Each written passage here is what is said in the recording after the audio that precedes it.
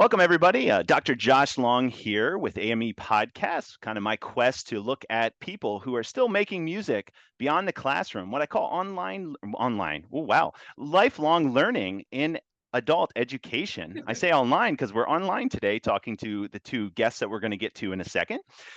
My name is, again, Dr. Josh Long. I'm with Art and Music Emporium, serving artistic excellence. We do a couple different things. We do things like repair instruments. We also do performance initiatives, such as the annual Community Band by the Sea in Wildwood, New Jersey. We also did a performance at the Bethlehem Steel Company Legacy Band at Music Fest in Bethlehem. We also do things such as tuba Christmases. So depending on when you're watching this, look us up at www.artmusicemporium.com. Check us out and see if you can be involved with our performances, because we'd love to see you. If you're watching this on YouTube, please subscribe to our channel.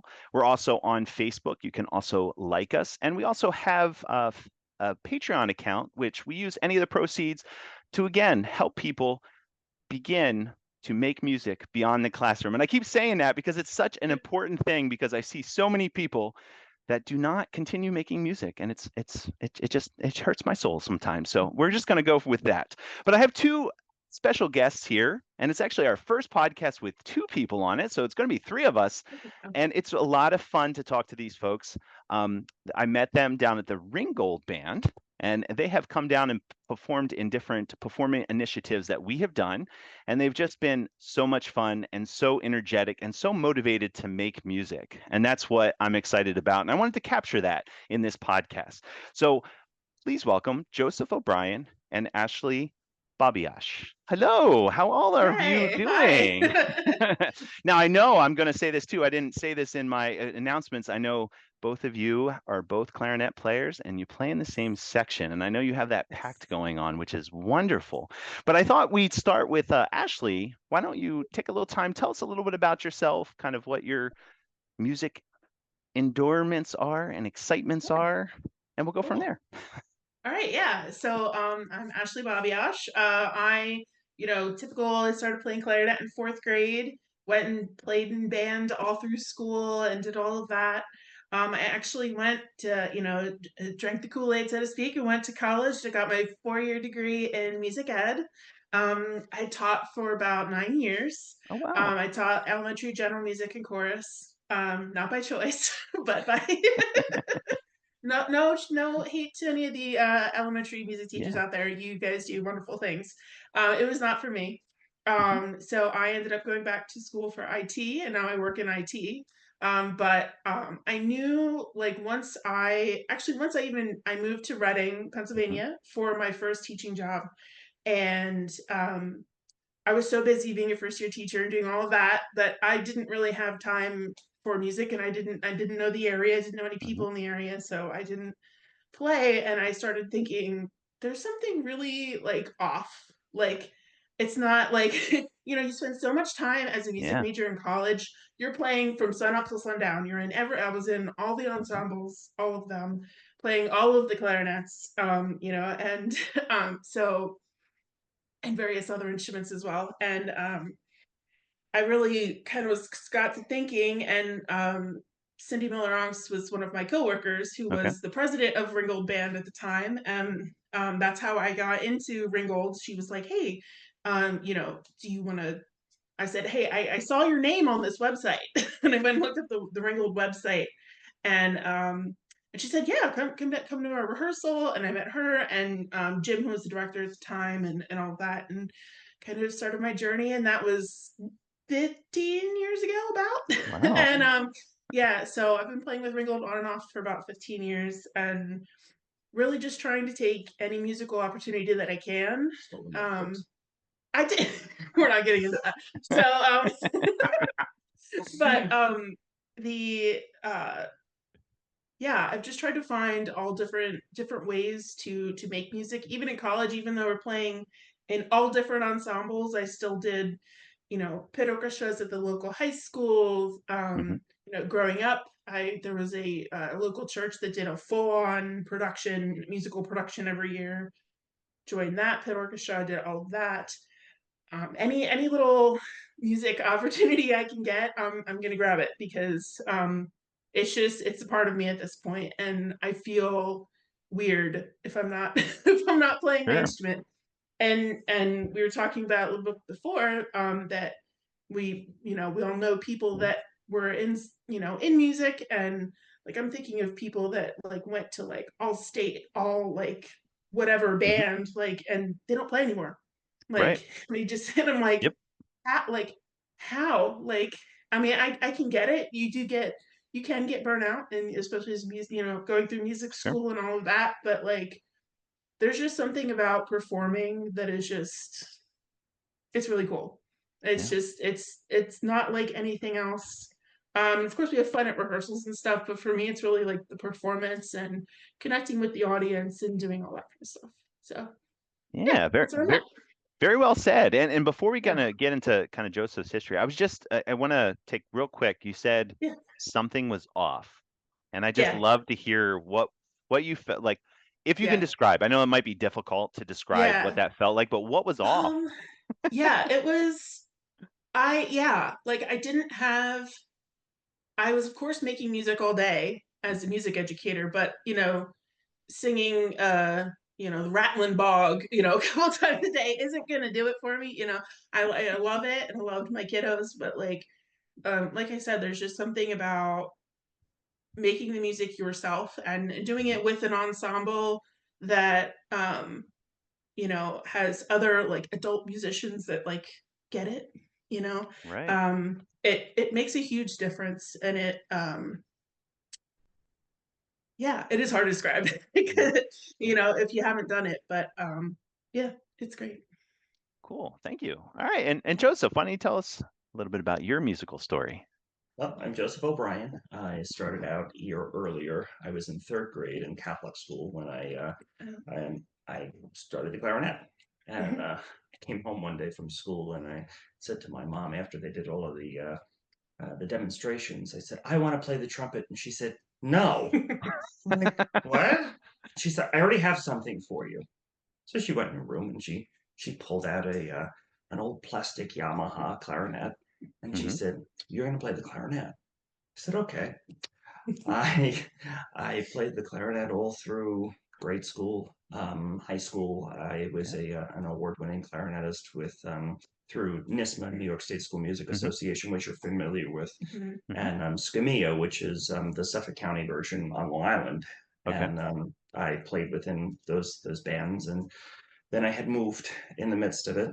I moved to Pennsylvania, and my first when I had first gotten here, the band director had said to me that it was way too late in the year that I couldn't join the band.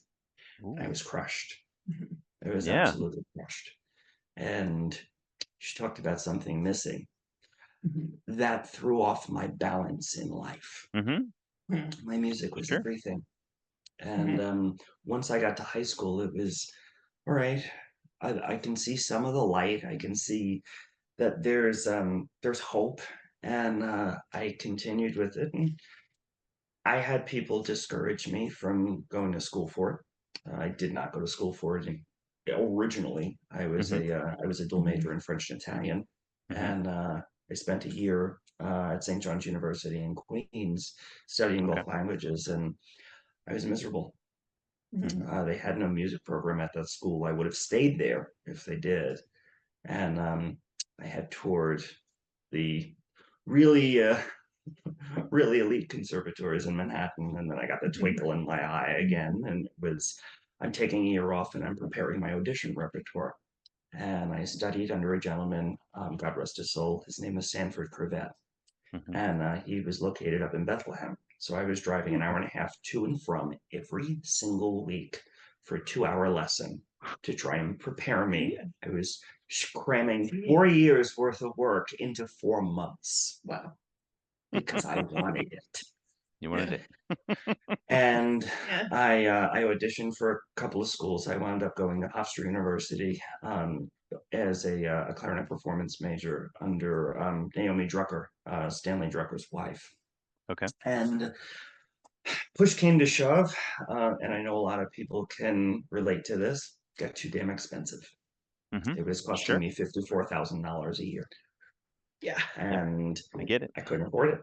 Mhm. So I left, and I got married, and I've been with my husband for 10 years now.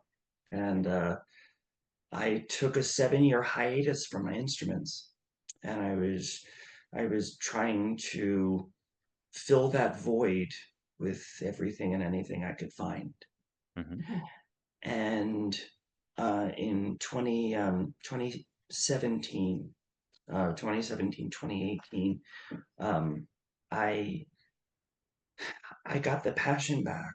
I got the calling back that my music was waiting for me. And after some mental deliberation, I Mhm. continued with the piano, and that was another instrument that I was playing. And after I had started at another job within the Mhm. automotive industry, um, I said to my husband, I think it's time for me to take piano lessons again. He said, do it. I said, okay. So I studied under, by sheer dumb luck, I studied under a gentleman. His name is Dr. Ori Steinberg. He had both his bachelor's and his master's from Juilliard, and his doctorate came from Stony Brook University. Mhm. And this man was an absolute genius because he didn't teach me how to play the piano. The Mhm. man taught me how to practice. Nobody That's teaches you invaluable, that. honestly. Yeah, Yeah. no, they don't. Nobody teaches you No, that. Mm-mm. can confirm. And that was not only something that I could use in the piano, but I could use it across the board. Mhm. Sure. And then in 2021, my father, at the age of 65, passed away of cancer. And I made a promise to him. I promised him that I would always play for him. Mhm. Mhm. And about 6 months after that, I started my clarinets again. I found a teacher, same teacher that I had studied under for a very short period of time, about Mhm. 15 years earlier. Mhm. And her name is Julie Dry out of Reading. She plays with the Reading Symphony Orchestra. Okay. And I worked my chops up to the point where I sent Chuck Ebersole, our director, a message, and I said, I'd like to play with the Ringgold Band. I said something. I gave him my reasoning, and I said, I wanted to know if I could come and play with you. Mhm. He invited me to a rehearsal. 3 years later, I'm still there. Yeah. And Ashely not only sits in my section with me, Ashely sits right next to me. Yeah. Yeah. We we're are standarders. attached at the hip. Yeah. And when one of us has to go to a different section, we're very depressed for the rest of the rehearsal. Yeah. So Chuck tries not to do that very often. Yeah. Well, I got wind of that because when you came down to Wildwood this year, I know the first thing was like, I want to sit next to each other. And I was Or like, I'm not doing done. it. My emotions support stand partner. Yeah. We have an unspoken understanding when it comes to how we operate on a Yeah. stand. Yeah. Yeah. And once you find that Can't best be- friend, you cannot rip each other apart. We're attached. Yeah. Yeah. Yeah. That's Yeah. awesome. Exactly. Well, hey, Joseph, like one thing I just want to ask really quickly is I know when you stopped and then you had that 7 years of where you're trying to fill with everything and anything under the sun, and as you were trying to find what you need, I guess is the best way to say it. Like, what inspired you? Did you ever think of like what inspired you to get back into music making? Just because obviously you weren't fulfilled, right? Yeah. Nope. Yeah. That dream that I had never died. Hmm. It was the dream of being able to play for a living, to play all day, every day. Sure. And Mhm. when push came to shove and my life was in ruins, Mhm. I turned to my husband and I brought up my dream again. Unfortunately, at that point, it wasn't time yet. It was too soon. Mhm. Right. But I still had that dream. Mhm. And when I say that I filled it with everything and anything, I filled it with very unhealthy things. Mhm. Hmm. Because when you have a passion, when you have something that is a part of you, and you just one day throw it to the wayside and say, that used to be me, that used to be the dream, Mhm. something changes. You become angry. Mm-hmm. You become frustrated. You become depressed. You can't put your finger on it. Mm-hmm. You try medications. You try self-medicating. None of it works. Mm-hmm. You have to go back to your roots. And you know, you hear a lot of times when you read spiritual stuff, when you read philosophy, Mm-hmm. they always tell you to do the same thing. Go back to a childlike state, because that childlike state is going to show you where the love is in your life. Mm-hmm. And it's always been in my music.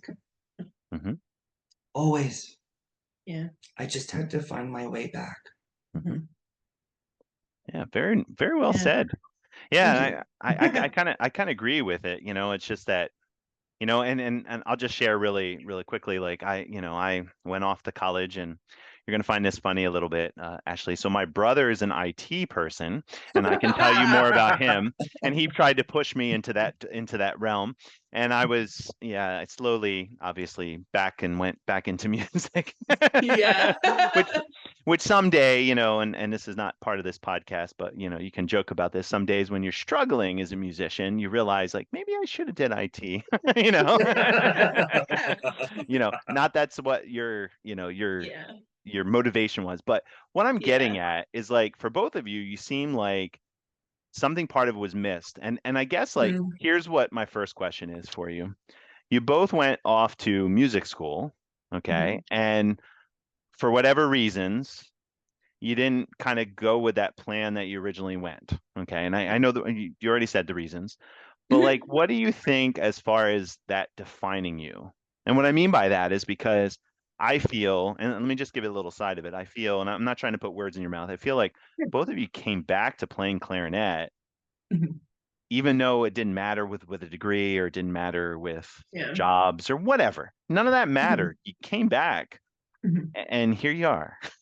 Yeah. Yeah. And I was wondering if you can elaborate a little bit more of like, you know, like that connection that you had with the band, with performing music that makes you want to do that, you know, and not to be smart here, to travel down to Wildwood to come down and play our concerts, to Yeah. do countless, you know, perform with whatever church picnic that's going on in Reading. You know what I mean?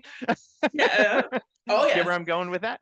You know, and nothing against the church picnic. That's Oh what yeah. I'm talking about. No. I'm just saying that it could be at the most horrible time, and yet you'll be there. You know Oh what I yeah. mean? Yeah. We show up, and you know it could be pouring rain, it could be all the things, and we're there because that's what we love to do. Right. And it's very much going back to like you take that break from performing or whatever it may be, and it's like, okay, what's going on with my life? And it's like, what changed? It was Mm-hmm. kind of my thing. It's like, what's different? And it's like, music had always been in my life in one way or Mm-hmm. another. And I had to go back to that. I had to gravitate back toward that. Because I can still remember in fourth grade, they have, or I think it was the end of third grade, they march everybody into the cafeteria, and they have all the music teachers in the district there, and they're all playing their instruments, and they're doing this cool stuff. And I was like, oh, that's so cool. And like everybody gets in the line to do percussion, and I'm like, I am not coordinated, so like that was not my bag. But but yeah, but I remember my teacher, who ended up being my teacher in high school, seeing him play the clarinet, and I was like, okay, that instrument's cool. My mom wanted me to play the flute. So that was the first instrument I picked up in class, woodwinds, to like appease her. But but yeah, it was like going back to like that's me. That was like that's been my life. I've spent so much time, all of the like big, not all, most of the big moments in my life, and the cool stuff that I've gotten to do, like places I've traveled, like things that I've experienced. I got to play at the stage at the Kennedy Center, and with a 300-piece choir behind us, like all this like cool stuff. Like it's because of music, and it's because of performing, and all of the like wonderful teachers I've had and experiences, and yeah, it's just it's in you, and like you can't get rid of it. I agree. Yeah. They did a We actually did something interesting. We did an instrument petting zoo. Oh, My high school heard band about director, who actually had the same last name as you. okay. His name is Daniel Long, Okay. and he had organized this and had the elementary schools come in to the high school, and we did Sans, the Carnival of the Animals, Mm-hmm. and we did it as an instrument petting zoo where these kids were allowed to come up and touch them and look at them, and Oh, the kids gonna. oh, they love it. They love They it. absolutely love it. Mm-hmm. Could you restate your question for that you had asked us? I'm so sorry. Yeah, sure. No, I mean, I'm looking at this, kind of this connection where you left it you left it for a while, and you kind of came back to it, and it's like it it's consuming you that you're there, and that what I mean is you're motivated to come to concerts, you're motivated to go to rehearsals, you're motivated to go to, like I was joking, like picnics or whatever, the rain, Yeah. whatever it Yeah. is, you're motivated. Like, and I'll say is that this kind of help you a little bit. Every time I do a lot of parade bands. Okay. So Mhm. it's pouring outside and I'm out there playing. Yeah. Like, Yeah. who in their right mind would do something like that? Yes. Somebody that doesn't play a wooden instrument. Yeah. Not clarinet players. We're not there. But if you had a wood, if your wooden instrument could be out there, you'd be out there. Yeah. Maybe. No. But you get where I'm going with it. It's like you take the time, you make the time. Because I guess what Oh, I'm yeah. getting at is like I'm trying to find out what motivates people to change whatever they're doing in their lives. I mean, we have all kinds of things going on in our lives, from we were talking about houses and families and responsibilities and jobs and all that. Yet you make time for music. Yeah. When my dad died, my dad was my number one fan. Mhm. When I'm gonna go back. So when I was I think it was either a freshman or a sophomore in high school. Mhm. I think it was a freshman. My band director had gotten tickets for the Ringgold Band for their spring concert that year. Okay. And he had, waved them up in the middle of rehearsal, and nobody wanted them. So I ran up to him afterwards and I said, "Can I have 2 tickets?" He said, "I really think that my dad would want to go with me." He Mhm. said, "Sure." So he gave me the 2 tickets. I went home and I said, "Hey, Papa," I said, "I have 2 tickets to go and see a concert band on such and such a Sunday. Do you Mhm. want to go with me?" "Absolutely." "Okay." That's great. So we went, and it was at the Scottish Rite Cathedral, Mhm. Mm-hmm. and he had an amazing time, and so did I. I mean, we truly enjoyed ourselves. Mhm. And he talked about that memory until the day he died. Mhm. His hospital rooms, every time he was in the Reading Hospital, overlooked the Scottish Rite Cathedral. Oh, yeah. Wow. And he had even said, "We went to a concert there together." I said, "Yes, we did." "I loved that." "I'm glad you did. So did I." And after he died, it was an unspoken understanding Mhm. that that's what I needed to do. Mhm. And that's when I had reached out to Chuck. Mhm. And it gave me a sense of purpose. Mhm. It wasn't just nonchalantly join a band and see what happens. Yeah. It was Mhm. I have to be here Right. because I owe it to that man Mhm. who was always my number one fan. If he could have one of those fingers, he would. That says number one fan, the big phone ones. Yep. Every time I see one of those, I think of him. Uh-huh. That's funny. I know he's at every one of my concerts. I know he's at every one of my Yeah. rehearsals. I have no doubt in my mind. Mhm. It wasn't just to make him proud, it was to make myself proud again. Mhm. That I wasn't just stuck in the same rigmarole Mhm. day in and day out, Mhm. pay bills and die. Yeah. Right. Mhm. Yeah. Because our lives are worth so much more. Mhm. Mhm. Music is healing. That's yeah. why we have it. Oh yeah. That's why we play at retirement homes. That's why we Yeah. play it at church picnics. picnics, yeah. That's why we play it the weirdest place. We played at a grocery store. Mhm. Yeah. Because Yeah, they were having everywhere. Yeah, just a like a grand thing. a grand reopening or something. Yeah. Right. Mhm. The weirdest places. But Oh yeah. my music has taken me to Europe. My music Mhm. has taken me to Disney on more than one occasion. Mhm. There's always something fun for you to do with music. Mhm. Mhm. And the people that you meet aren't the same materialistic people that you'd meet at a bar or a club or some Yeah. other sort of a gathering. That's These are true. real people Yeah. that are there for the same reason that you are. Mhm. Mhm. Yeah. That's why I wanted to do it again, and that's why I continue doing it. Mhm. Do we have a huge audience at the Wildwood performance? No. But what we had, They were great. enjoyed it.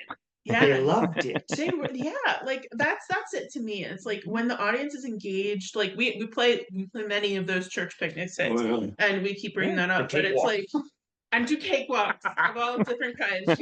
And or watermelon walks. And Poor Chuck, post. if Yes. Chuck watches this, he's gonna be like, okay, fine, about the. No, this is part of it. We have to do We're this. obligated. Otherwise But hey, it's I've not done Ringgold. many of my own cakewalks. Yes. Yeah. But yeah, it's really, I think, like we talk about, like, you know, going to school and then you're in like kind of a music bubble. Like if you're a music kid in school, like you go through and you're in your little music bubble with your music friends and your music stuff and you do cool music things, and you go to, like for me, you go to college and you're with your cool music people and you do your cool music stuff. And then it's like you go get your grown-up job and then it's like, oh, I have to pay bills and like be like a person. Like, I mean, I don't know, like, shattered. you know, it's, yeah, it's like, oh, you really, like, it makes you stop and think about like what, like you don't just want to work and It's like, you know, now pay what bills do and die. Like you want to have something that, you know, you want to enjoy your life. You want to just know, it's like, what is that thing, and whatever that thing is, in our case, it's music. Mhm. You know, you make time for those things because it's, you know, it's going to enrich, you know, whatever you're doing Mhm. in the rest of your life too. Yeah. Mhm. And you know, that's sort of why I went very heavily on the piano, was because I didn't know anybody around, and I said, this is an instrument that I can play that I don't need an accompaniment. I am the orchestra. Mm-hmm. Yeah. Good But for you. I'm terrible at piano. it's not easy. Yeah. But with my clarinets, my parents are very hardworking people. My mother still is a very hardworking person. And my father slaved for many, many years to provide what he did for my family. And my parents paid for both my B flat, and I had to have a matching sat. You know, they also paid for my A. And that hurt, because my father's like, do I have to take out a second mortgage for this? And my mother's like, no, we'll pay for it. We'll pay for it. And then I put them away for 7 years. I didn't touch them. I never opened the case. And then one day, it was pouring outside. And I said, I'm going to open them. And this is for all of the people that are returning. When I opened those cases and I put my clarinet together and I put the reed on and I started to play, I cried. I cried because I was no longer where I was before. That it now seemed impossible to even be able to pick up my instrument and perform again. And I started to call around to colleges to find a teacher to do what I could. And all of them said the same thing. It's been 7 years. There's really no, you're wasting your time at this point. Oh, that's unfortunate. That is. You're supposed to use that, but you're supposed to use that. Let that be your fuel. Yeah. For real. Yeah. That somebody went out of their way to say that you couldn't do it. And Prove yet you you wrong. did. Yeah. Yeah. Mhm. That is the biggest moment of satisfaction that you can have in your life. Mhm. The day that you go to a rehearsal and you sit down in a chair and you're prepared for it. It's a triumph. And I urge anybody, whether it's 7 years or 70, that you haven't picked up your instrument, pick it up. Yeah. Start slow. Yeah. It's not a race.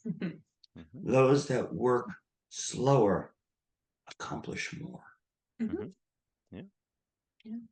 Yeah, we have the New Horizons band that's attached to Ringgold too, and that's full proof of just to hear. Like, I was in the band when we started that program, and or had that program like be attached to us, and it's incredible like what they've done in the past couple of years. It's like, wow, they're playing some serious stuff now, and they're getting into the marches, and they're getting they're doing it. They're really doing it. Yeah, we do joint performance. Yeah, that's the word. Thank you. Performances sometimes, and it's really great. It's you can really get back into it whenever you want.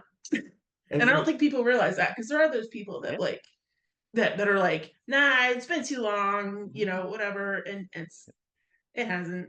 We do a dinner concert every year, and she spoke about performing and the love of performing, and spring concert's fun, all the other concerts are fun. That's my concert. I like the dinner concert is my absolute favorite.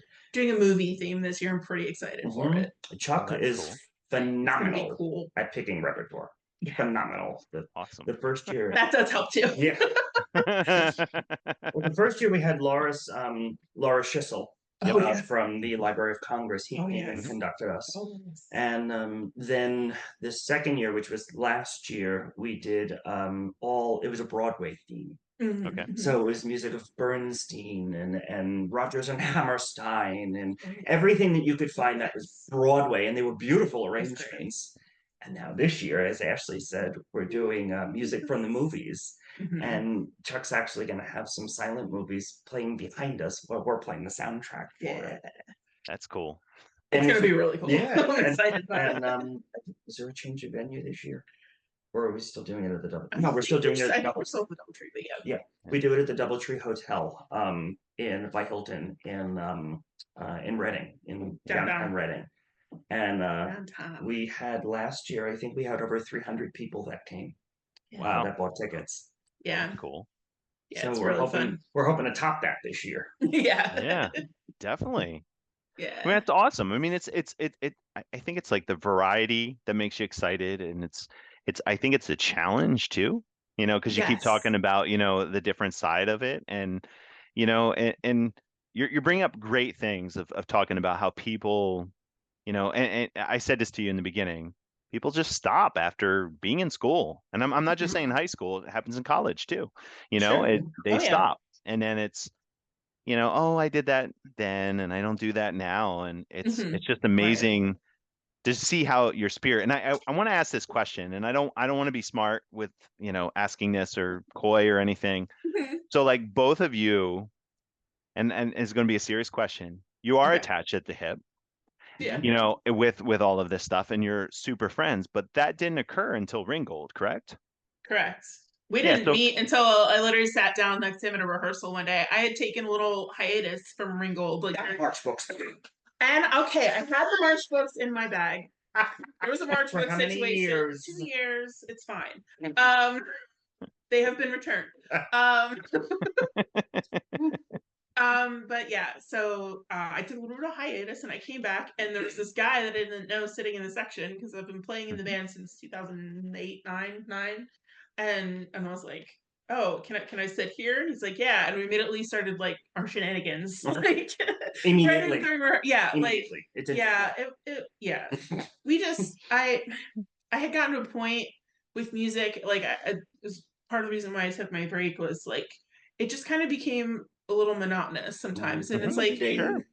and I would get too like serious about it. Like, oh, like we're playing these marches and you can't fool around. And it's like, I mean, music is supposed to be fun. Like, sure, you want to get into it and you want to do that woodshedding and you want to, you know, get all that stuff and you want to clean and make everything nice, but you also need to have fun with it. Choreography, yes. Always. Choreography for sure. And but yeah, it's just, you know, making it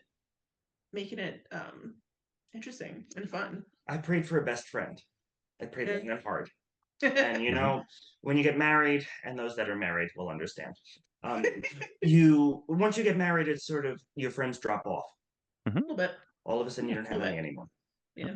And it was getting pretty lonely. And then I sat down at Ringgold, and actually, we exchanged phone numbers the first night, and we were immediately Facebook friends. Yeah. And we send each other stuff throughout the day to either encourage each other, or B, make each other laugh. Very dark humor. Yeah. Nothing wrong with that. No, just to keep us going and get through the day. Yeah. So we can go play our music. Exactly. You know, exactly. More fun stuff. Yeah, exactly. Like we when we went to Wildwood, I said to her, and when you had come to the East Coast Band Conference, I said to her, "Let's do this trip." I said, "We have to." I said, "Let's rent a hotel." I said, "Let's do it." She said, and I'll admit, I had been wanting to do it for a couple of years. And I was like, I want to do that. And then I like had somebody to like go with me and like do it. Yeah, who the heck wants to go alone? Yeah. And I was like, okay, cool. So yeah, so we did it, and then made the reservation. We were on the boardwalk every night. We had it was great. Blast. It was really fun. I don't think there was a single moment where we weren't laughing. Yeah.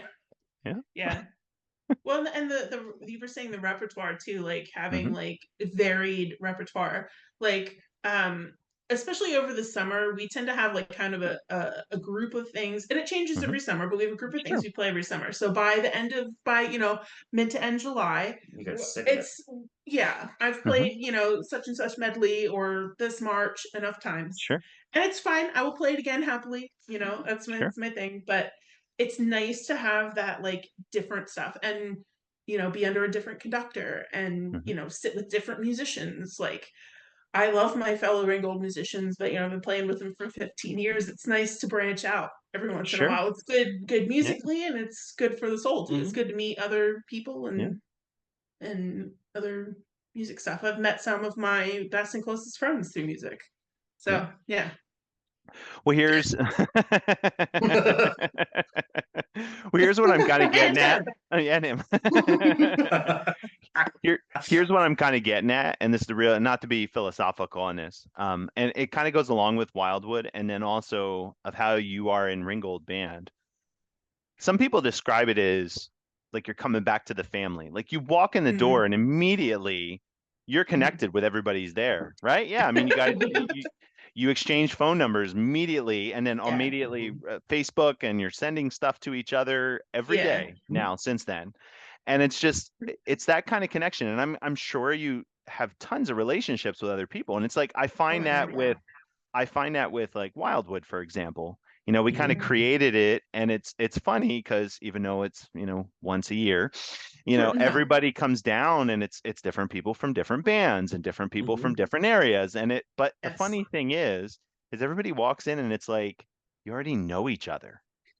Yeah, it really was. It was, we talked about that like after the first rehearsal, where like we're eating lunch, and it was like, this is like, we just like sat down with like a bunch of music friends, and it's like, it was really cool. Like, it's just that I guess, I don't know if it's the common like language that we all speak, but I don't know, it's just people that make music together are just like, well, the one couple they had their kids running around, and they were absolutely adorable. Those kids were so adorable. They were adorable. Like that's something that they brought their whole family. You brought your wife. Yep. Yeah.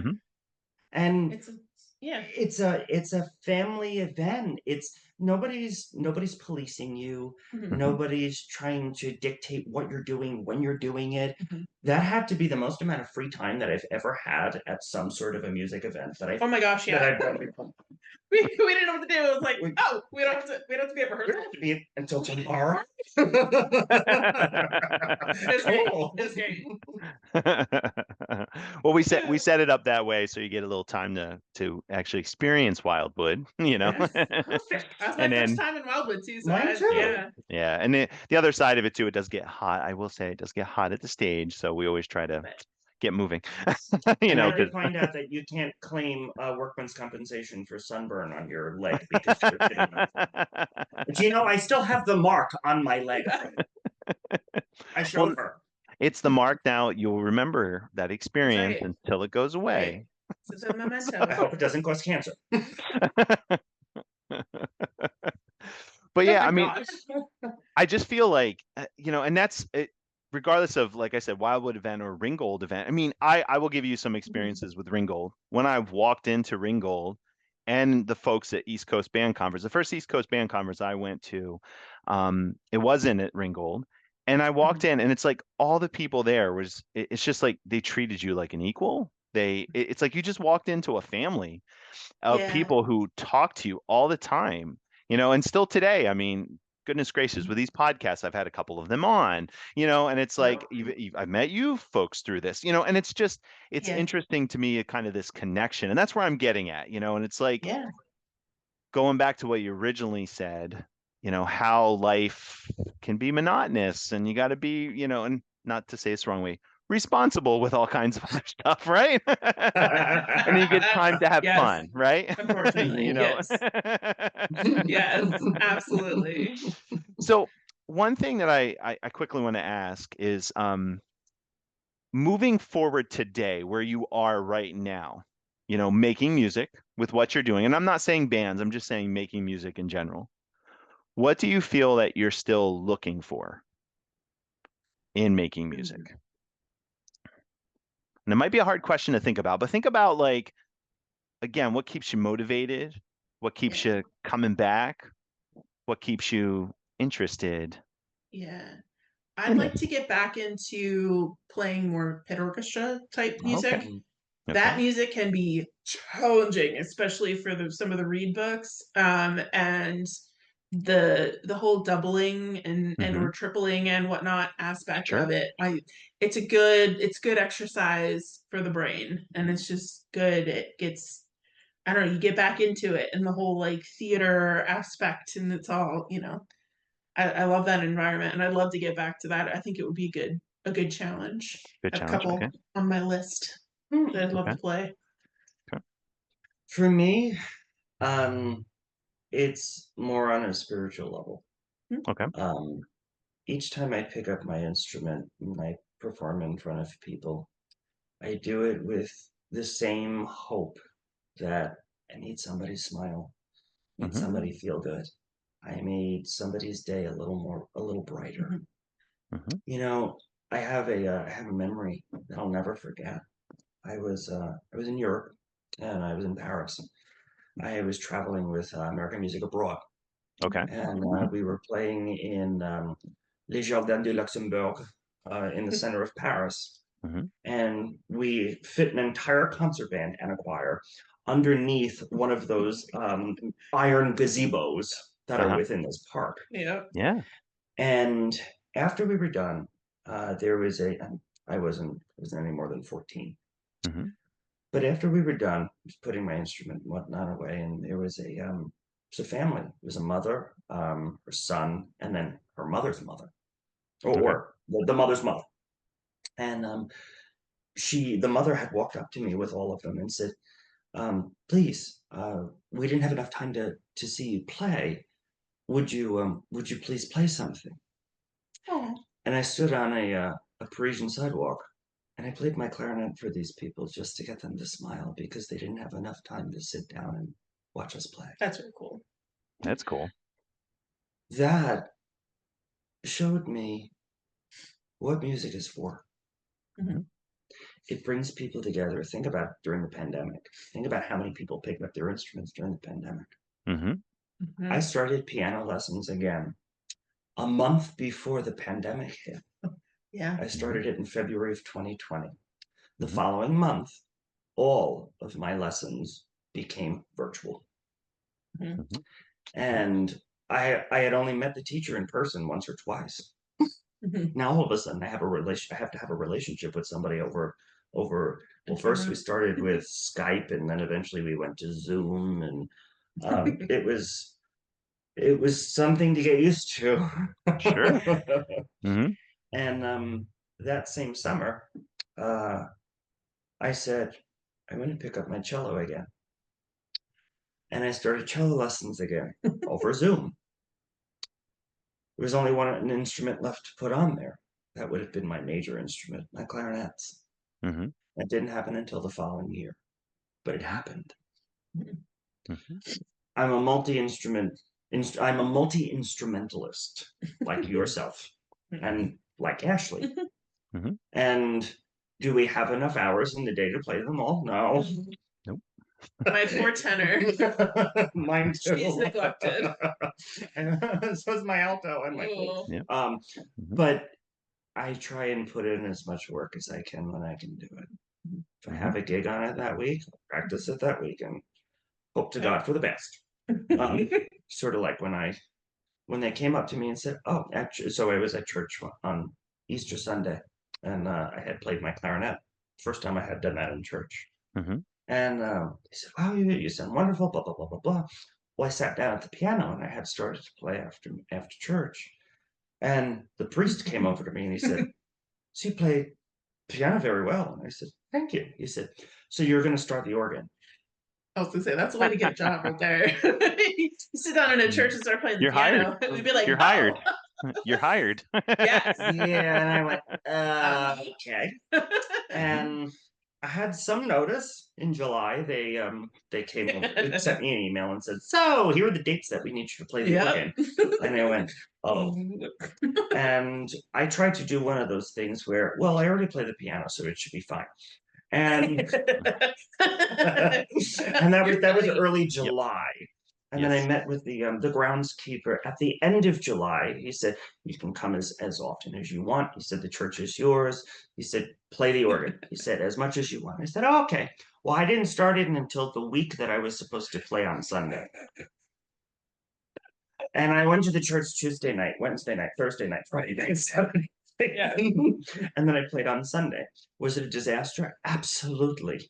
Mhm. But then I had 2 back-to-back weeks. I also had to play the following Sunday. So the following day was Monday. I had to go to Ringgold and do all of that. Then Tuesday, Wednesday, Thursday, Friday, Saturday, I was at the church again, practicing anywhere from an hour and a half to 2 hours. Mhm. Was it I crashed and burned. It's okay. The prelude went well. Because I've been playing it for many years, just not on the organ. Luckily it transferred well. But lo and behold, don't do it with a new instrument that you're just learning. Okay? But you can do it with something that you've already been practicing. Yeah. But you're never too old to learn a new instrument. Mhm. I'm 31 years old, and all of a sudden the priest comes over to me and tells me that I'm going to play the organ now. Cool. That's probably going to be my first music job. Mhm. That's cool. That's And cool. not in my church, but I'm sure that there'll be another Yeah. one. Yeah. Churches Oh, are always yes. looking for pianists Yes. and organists. And They're always organists are looking. Yeah. dying. Yes. And organists are dropping like flies. Yes. I hope no Oh. organists Well, are watching this. here's just a side of this, and I'm not trying to take the negative spin on this, but this is something I wanted to ask, whether it is organ. I mean, you're exactly right. Like my sister-in-law plays organ, and she lives down around Lancaster area, and she says all the time she doesn't commit to a specific one, but she gets calls all the time to play. And it's like, I guess my question is like, we can look at this in the band world too. Like, I got on this spin of kind of community bands and, and playing and doing these things because like in my own little town, there was 7 different groups. Now there's 2 that are kind of, but they're very little, very, very little. And it's nothing against them. They're doing all they can to keep them alive, which is great. And I'm not bashing anything. It's wonderful. And they do a lot of things and I try to contribute as much as I can. But the thing is like, where did everybody go? Do you ever think about that? And I mean, Ringgold, we will say, and Ringgold has a lot of weight. You know what I mean? And there's a lot of people that are involved with it. But yet, sometimes, and I'm not putting words in Chuck's, but I get phone calls sometimes. Hey, are you in Pennsylvania by chance? Yeah. Because we need a euphonium player. You know what I mean? Yeah. It's like, that Yeah. happens and I know Sure. people are busy and I know people have things to do, but it's like, you're still able to operate, but it's like, it saddens me because I Yeah. see bands stopping, and I'm not saying Ringgold's that, but like, Yeah. bands are leaving, ensembles are leaving, and musical activities are kind of ceasing. And it's like, I wonder if Yeah. it's sad because, I know sometimes like I can't make everything either, but it's like, I wonder, Right. where's the people? Did you ever think about Yeah. that? It's very They're too interesting. busy with these Yeah. Well, a little bit. Yeah. Hmm. I mean, sure. and Sure. computers and Mhm. tablets and Yeah. TV and Hmm. Yeah. until I started to remove a lot of that from my life, Hmm. it was the same way. Mhm. It's like, Right. what show can I watch that I don't have to practice tonight? I have enough time for a show, but I don't have enough time to practice. And Yeah. I started taking a different approach to it. All right, I have 15 or 20 minutes. What can I do in 15 or 20 minutes as far as an instrument is concerned? Hmm. I can't put together my clarinet and then break it down in 15 to 20 minutes. By the time I play 5 minutes and then it's all putting together and taking down, but I can sit at Yeah. the piano Sure. Sure. and I give that extra 15 or 20 minutes with the piano where I'm practicing Hmm. that, Mhm. or something that doesn't require me to clean it after I'm done playing it. Right. Right. Hmm. That's when I started to use my time wisely Mhm. because my time is important to me. Hmm. Mhm. I'm not going to have this time the rest of my life. Mhm. Hmm. It's now or never. Take a Yeah. crap or get off the pot. Hmm. Right. It's true. And I don't know if I guess it comes back to that whole thing of like making time for the things that you want to do. I think people Hmm. get, especially with like our work culture in this country, Hmm. um, without getting too into it, like, Yeah. Yeah. you're a slave to your job a lot, and especially when we transferred to remote work, the hours started kind of increase. Oh, well, you're already at home, so you don't need to travel that extra half an hour. You can work another, and it kind of Yeah. has bled over a lot, I think. Hmm. And we've luckily, I feel like in the past, like, I don't know, since the beginning of this year, we've really kind of seen it kind of going back up with our numbers. So Hmm. it did take a dip for a while, but I think people are starting to kind of um at least in this area are kind of starting to come back into um oh, well, we can do these other cool things too. It's like we Yeah. don't have to be a slave to the 9 to 5 Right. and do all of that. We can fit other stuff into. Oh, and if any flute players are watching this that are in the Reading area, go to ringgold.org, ringgoldband.org. .com. Sorry, she knows it, not me. .com. It's .com. Ringgoldband.com. And send Chuck an email. We need more flutes. Hmm. Well, and it just shows me, and the reason why I go on kind of this rampage about it, it's Hmm. and I know it's like, everyone needs a vacation, and you're not going to be at Yeah. every band gig, but it Right. saddens me because, I'm starting to see this kind of downhill spiral with some stuff, but Yeah. yet you Yeah. two are motivated and you're there Yeah. and you're participating, and that's what, making it shine, and that's the positive side of it. And it's not that I want to be, that side of it, but it's just like, Yeah. I think time, like, It's this is just reality. one thing I just wanted to share when you brought this up. I just thought about this for a second. Like, how much time, there's a lot of time you have to put into practicing, but also if you practice just 15 minutes a day, like they told you back in Mhm. elementary school, Yeah. how much difference that would be. Right.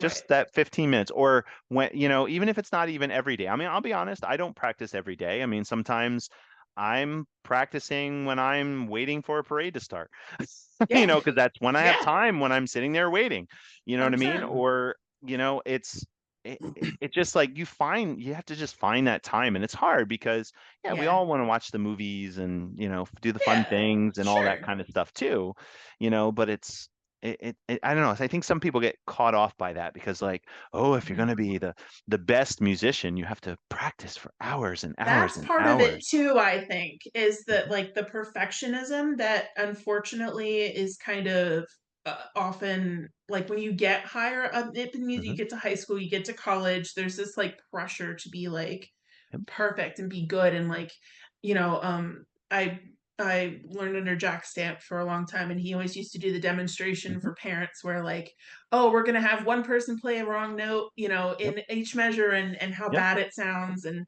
I think people get intimidated. That's horrible with that. But it really demonstrated like the need to be like perfection in band, but it doesn't have to be like perfection in a way that I don't play every note, right? He knows that. Neither do I. I'm no saint. We're playing in 6 and 7 flats, and it doesn't.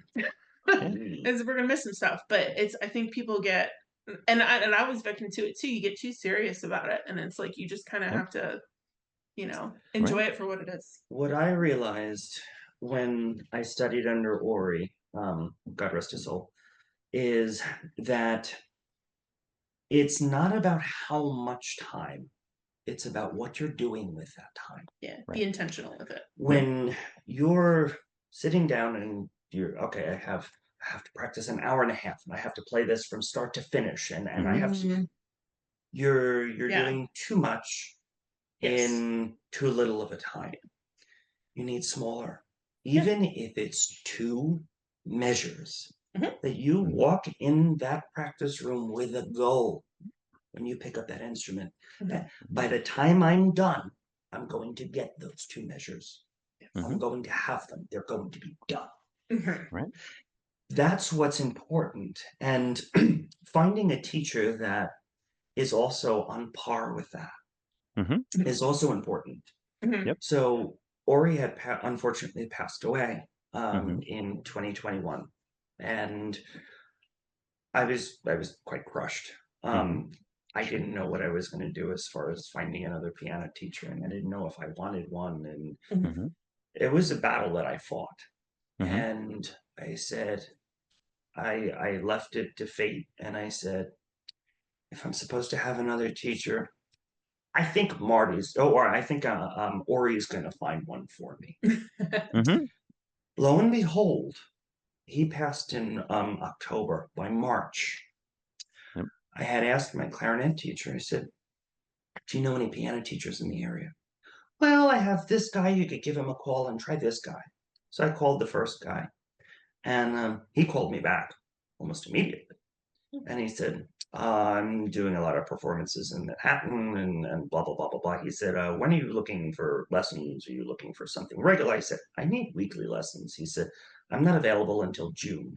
I said, that's not going to help me. He said, here's a different guy. He said, I want you to call him, and I want you to tell him I sent you. This man takes very few students, very few.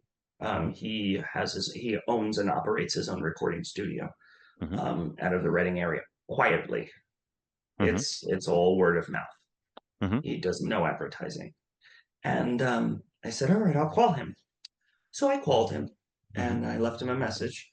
Again, within an hour, I got a phone call back, and he said he would take me on as a student. And he said, and I asked him, like, what piece do you want me to, is there something you want me to work on ahead of time? And he said, he gave the exact same piece that Ori wanted me to learn that I put to the side. And then I knew. I said, okay, I got a seal of approval. That was it. And when I started to sit with this man, his name is Marty Mellinger. And when I started to sit with Marty, he had the exact same teaching style that Ori had. To a T. That's cool. And then I got my answer. So weird things can happen only if you apply yourself.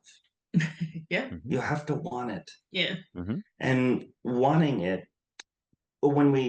so both of us have very scattered brains, very scattered, usually like a dumpster fire.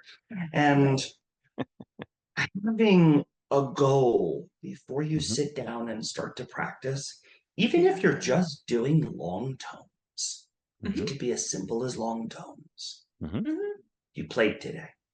The smallest goals, like a turtle, are what is going to make you finish before the hare.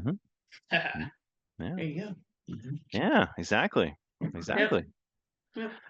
Well, hey, as we're kind of wrapping this up, and you kind of answered this already a little bit, but I thought maybe we'd kind of gather those thoughts a little bit, that kind of what this has all been about today. So I'm kind of on this quest of getting people involved, Sure. with music making.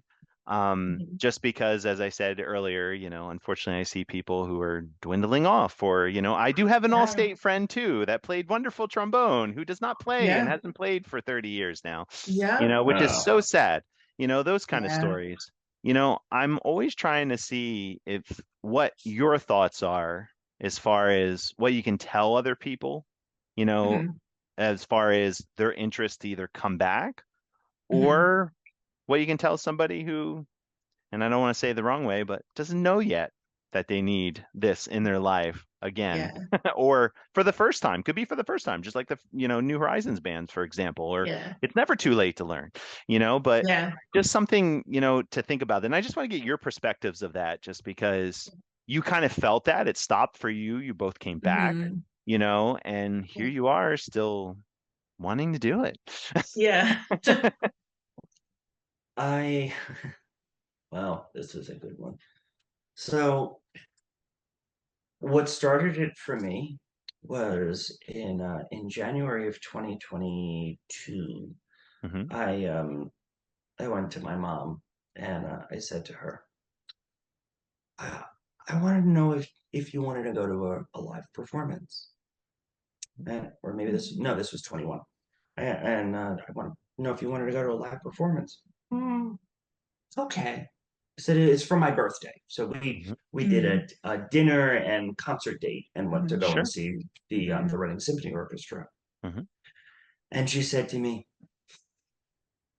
"You should be up there. Mhm. I want to see you up there one day." Mhm. And I said to her, Mhm. one day I will. Mhm. One day you'll see me up there. Mhm. All it takes is for you to sit in an audience and watch one live performance, because it happened to me every single time. Yeah. Once I heard live instruments and I saw people playing, I Mhm. said, I want that. Oh, how I wish I could have that again. Mhm.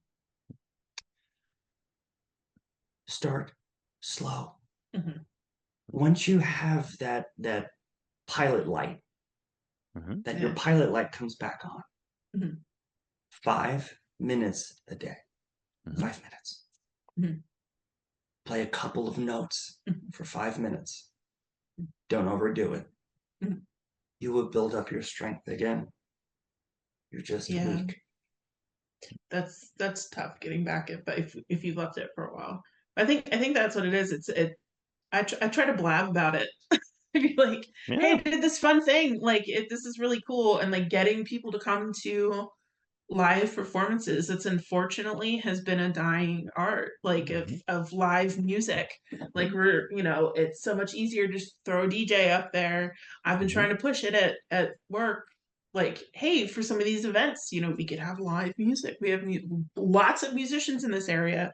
Hmm. um Yep. really trying to like push like people to try it. I blab about it on Facebook, or blab about like I try to like just be like, hey, I did this cool thing, like or I heard about this other cool thing that's going on, or Yeah. whatever it is, like just getting people, like you said, getting them to experience a live music. And I think we had somebody at the Wildwood thing too that he was in the audience. He came up and he's like, oh, can I play, Yep. and or we've had that at Ringgold too. We're Yep. like, oh, I haven't touched my clarinet and blah blah blah, or my whatever in such and such years. And it's like it kind of, oh, like I can, that's a thing, like. And Hmm. these people aren't, we used to do it, we don't do it as much anymore. We used to put in our programs like what everybody does for like a day job, because Right. most, there Yeah. are a lot of music educators in our band, but like there's, oh, we have bankers, we have IT professionals, we have we run the gamut. So it's it doesn't have Hmm. to stop at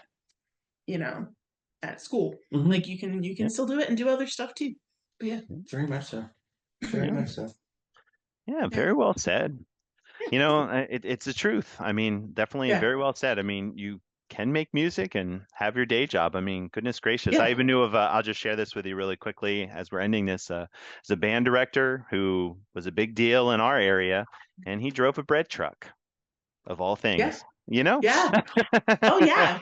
It's very interesting. Amazing musician, you know? I love talking to people about their day jobs. It's, like, Yeah. it's so cool. We have Yeah. bills to pay. We have Yep. obligations. We have That's right. homes. We have Yeah. car payments. Yeah. Well, most people have car payments. And we have. You need money, unfortunately, in this Yeah. society. We're not in Yeah. a bartering system yet. So, with that being said, my band director in high school always said, "Don't stop playing your instrument. Mm. You have doctors by day and musicians by night, lawyers by day, musicians by night. Oh yeah. It doesn't matter what you do for a living. Mhm. You will always be a musician. Mhm. What you do to pay your bills is null and void." Yep. Yep. Hopefully that satisfies some other part of you, but for Yeah. most people and most Yeah. musicians, it doesn't. Yeah. And Yeah. that's why we need our music. Yeah. Yeah. Need my music fixed. That's for sure. I mean, look at Chuck. In his retirement, he drives essentially he drives a van for Lozer's Music. He works for a music store. Yeah. Yep. And has relationships away with from all of Yeah. the surrounding schools. It's great. Yeah. Yeah. And he was a band director for between 30 and 40 years. A really Yeah. long time. Really long time. A long time, yeah. Well, hey, I just want to say, you know, from the bottom of my heart, thank you so much for being on this podcast, you know, and just taking the time, you know, out of the night to just talk about music and to make music. And, you know, and I also do want to say that it does warm my heart that both of you did come back to music making more. And I know even though you are doing other things out there in the world, you're still making music and you're still enjoying music making. And you know, and it was nice to see you, like I said, to come down to the Wildwood Band. It was just a lot of fun, and I'm glad you had so much fun, because that's my biggest thing. I want people to come down and just enjoy making music and enjoy it. So, but thank you so much. I appreciate you know everything you're doing, and glad you're continuing to playing for Ringgold. You know, so thank you. Absolutely. Yeah, thanks for having us. Yes, thank you. Yeah, definitely. Thank you so much. Yeah.